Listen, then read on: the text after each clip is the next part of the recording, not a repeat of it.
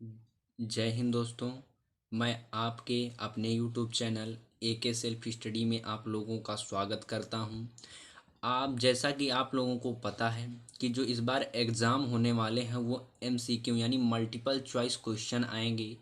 तो आज हम जो इलेक्ट्रिकल का जो सब्जेक्ट है UEE utilisation of electrical energy, ठीक। तो यूनिट जो फर्स्ट है उसका जो फर्स्ट चैप्टर है इल्यूमिनेशन यानी प्रदीपन। तो प्रदीपन क्या होता है? प्रदीपन का मतलब देखो, प्रकाश से रिलेटेड बातें हो रही हैं। प्रकाश से रिलेटेड बात हो रही है तो यानी प्रकाश का निर्माण कैसे होता है, इस चीज़ के बारे में आपको जानकारी प्राप्त करना है। तो प्रदीप्ति का मतलब यहाँ प्रकाश से रिलेटेड बात की जाएगी, ठीक। तो ये प्रकाश होता क्या है, यानी लाइट क्या होती है?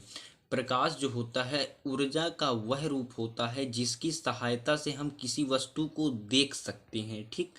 जैसे हम मान लो किसी लाइट को किसी और मान लो एक टार्च है, टार्च को किसी दीवार पे मारेंगे तभी हमको रात में दीवार दिखाई देगी? नहीं, हमें नहीं दिखाई देगी। मान लो सूर्य है, ऊर्जा का जो सबसे बड़ा स्रोत है वह सूर्य है।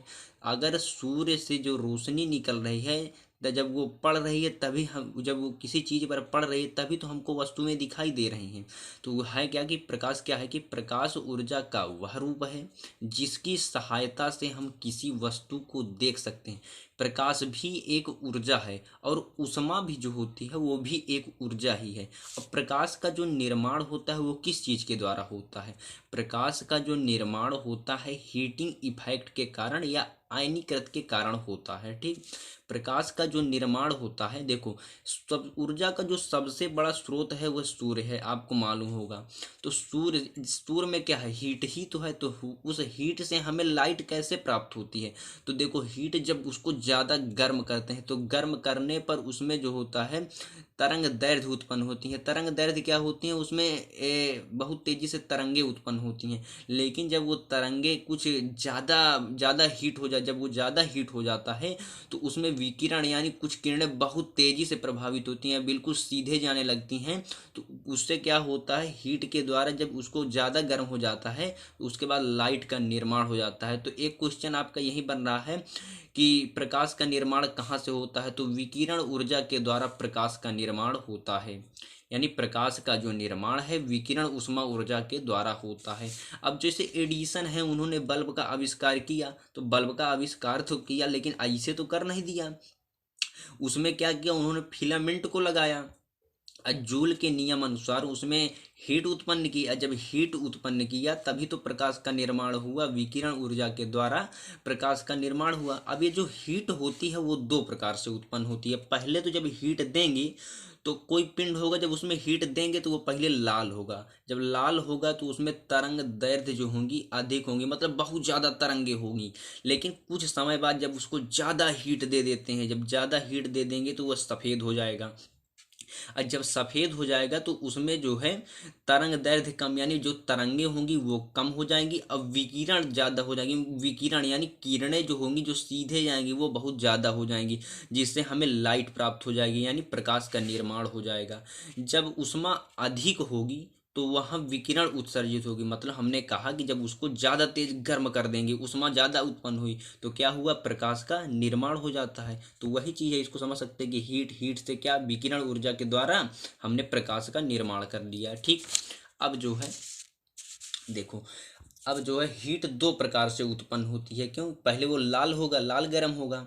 मान लो कोई पिंड है, उसको पहले लाल गर्म होगा, फिर सफ़ेद गर्म होगा, ठीक। तो सफ़ेद गर्म में क्या होगा? विकिरण ज़्यादा उत्पन्न होगी, और लाल गर्म में जो है विकिरण कम उत्पन्न होंगी। इसमें तरंग दैर्ध्य यानी तरंगे ज़्यादा होंगी और ज़्यादा बहुत ज़्यादा तरंगे होंगी, और इसमें जो है कम होंगी, लेकिन विकिरण ज़्यादा होगी जिससे प्रकाश का निर्माण होगा।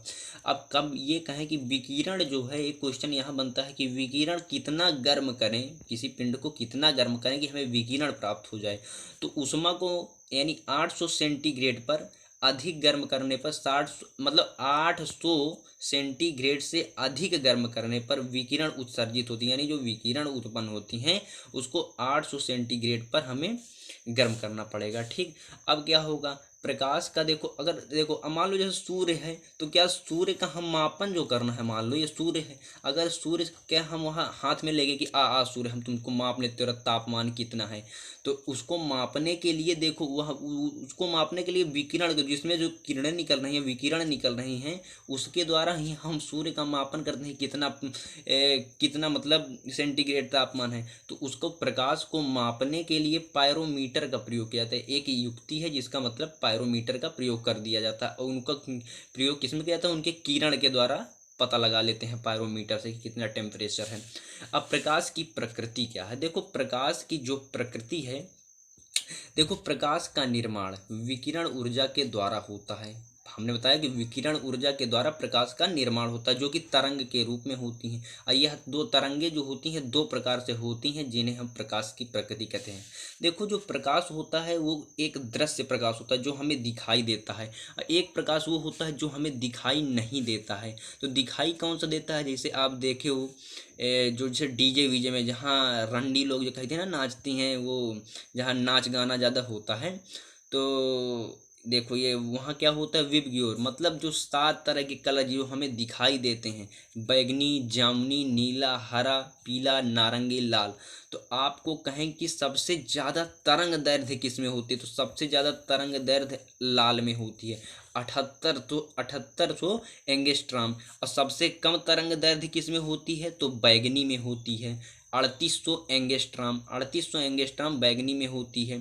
तो लेकिन जो 3800 से लेकर के 7800 तक की एंगस्ट्राम तक की जो तरंगे होती हैं वो हमें दृश्य प्रकाश तरंगे होती हैं, यानी वो हमें दिखाई देती हैं। लेकिन जो अदृश्य होती हैं, अदृश्य, तो अदृश्य प्रकाश तरंगे जो होती हैं वो 3800 एंगस्ट्राम से जो कम की तरंगे होती हैं, जिसे हम जैसे अल्ट्रा वायलेट किरणें आप कह देते हैं, तो वो हमें 3800 एंगस्ट्राम से कम तरंगे होती हैं, ठीक। और 7800 एंगस्ट्राम से जो अधिक की तरंगे होती हैं वो अवरक्त तरंगे उन्हें कहते हैं। जैसे सूर्य की रोशनी वो क्या है, अवरक्त तरंगे ही होती हैं। तो एंगस्ट्राम का मतलब जो होता है, देखो एक एंगस्ट्राम जो होता है वो तरंग दैर्ध्य मापने की इकाई होती है। एक एंगस्ट्राम बराबर होता है 10⁻⁻10, ठीक, 10 मीटर, ठीक, 10⁻⁻10 मीटर जो होता है वो तरंग दैर्ध्य मापने की इकाई होती है।